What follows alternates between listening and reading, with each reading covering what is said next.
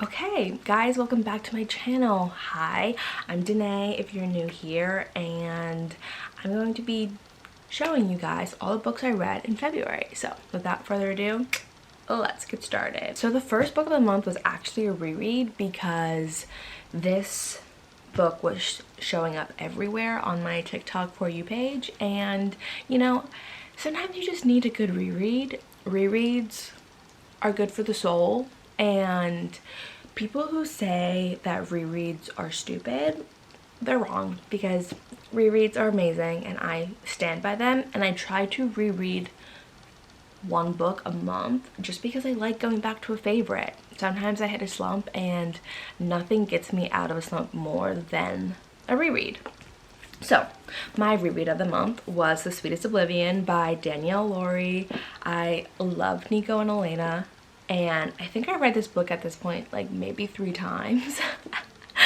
And it's just one of those, like, I feel like this was one of the first like mafia series that I read. It was just one of the books that I read during my like new reading era phase a few years ago, and so like there's just nothing better than kind of going back and remembering why you started reading and why you loved reading. And so, you know, sometimes you have to go back to a favorite to remind yourself why you started in the first place. So Sweetest Oblivion, 5 stars, will always be a gem, and I will probably read it every year just to feel something.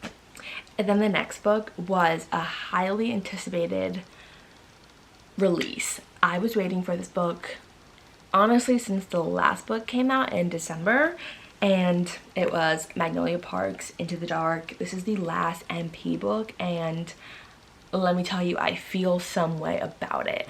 I am devastated because I loved Magnolia Park's, and I love the Magnolia Parks books better than Daisy Hates, and I know that's a hot take, and I know everyone loves Daisy Hates more, but nothing beats Magnolia Parks in my opinion. And reading this and knowing that it was the last book, it was pain in itself.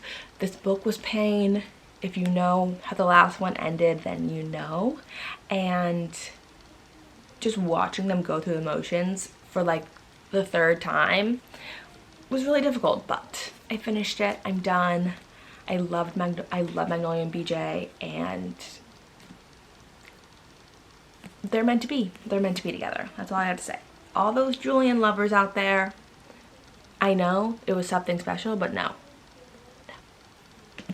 Okay, and then the next books I read were actually a series, and let me tell you, there is no better feeling than finishing a series in the same month, and it feels like a big accomplishment, and it is a big accomplishment, and it's a bittersweet feeling when you start and end a series and you like fall in love with characters and then have to say goodbye to them. So I read the Defy the Night trilogy by Brigid Kemmerer. I have no idea how to say her last name.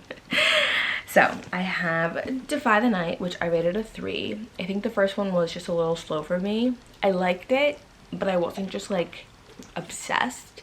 And normally first books in the like series are like always my favorite. And this one, it wasn't not my favorite, but it wasn't like up there either. So I rated it a 3. And then the second book was Defend the Dawn, and I rated Defend the Dawn a 3.5. I feel like we kind of just went on a whole new adventure, and I think I wasn't prepared to like the change, you know? Then the last one, Destroy the Day, was actually my all-time favorite. I think I rated this one a 4.5, so the highest rated one in the trilogy by far for me. And I don't know, I just loved how we got Harrison's point of view in this, and it was like Harrison, Corrick, and Tessa, and they were all in like different places, and they were all like going through something, like they were all dealing with something crazy, and so it's like just like POV after POV after POV, and it was like switching back and forth. So I really enjoyed it, and I think as a whole I would rate this series a 3.75. How about that? And if you have it on your TBR, I suggest you go read it right now.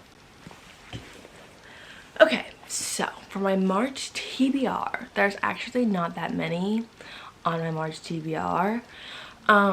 I think I talked about this before, but I'm considering rereading the Zodiac Academy, which is like right behind me, and I still haven't committed to that fully, and I still don't know if I'm really gonna do that, because if you guys don't know, Zodiac Academy 9 comes out in April, and I really was supposed to start my reread in February, and I honestly just never did, and I don't know if I'll be able to go from one to like start at one.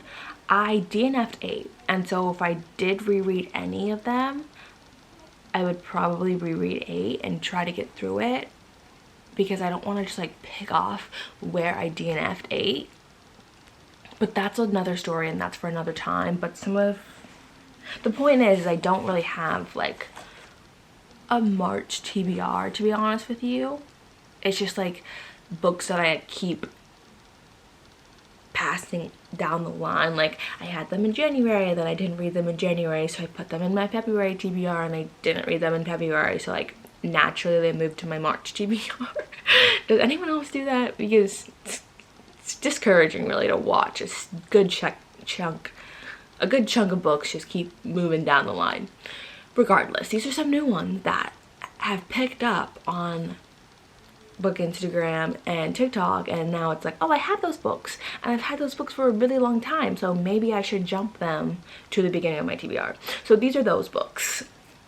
So first, I have Ninth House in Hellbent, and I've had Ninth House for 3+ years at this point, and the whole point is I was gonna read it, and then the sequel was announced, and I had to wait until the paperback came out. So Ninth House and Hellbent are high up there on my TBR because I keep seeing good things about them like every month, and it's just like, why have I not read these books yet? It's still a mystery. I still don't know, but maybe March is the month. And then, okay, I have the first 3 books of this really big series. It's technically 2 series like intermixed. So it is the Mortal Instruments series by Cassandra Clare. So this is the first 3 of Mortal Instruments, because you do the first 3 of Mortal Instruments, and then the 3 Clockwork Angel, and then you do the last 3 of Mortal Instruments. So I have City of Bones, City of Ashes, and City of Glass, and I really wanted to start this after I finished Destroy the Day, or the Defy the Night trilogy, but I needed like a breather, so I'm reading like a hockey romance right now, and then I was gonna go into this big series and try to read it in chunks. So this is the first 3, and once I get done with the first 3, I'll purchase the next 3 basically. So this is probably gonna be one of the first books I read in the month of March, and I'm really excited. I really hope you guys enjoyed this video. That was my February I really hope you guys enjoyed this video, and I will see you guys next time. Bye!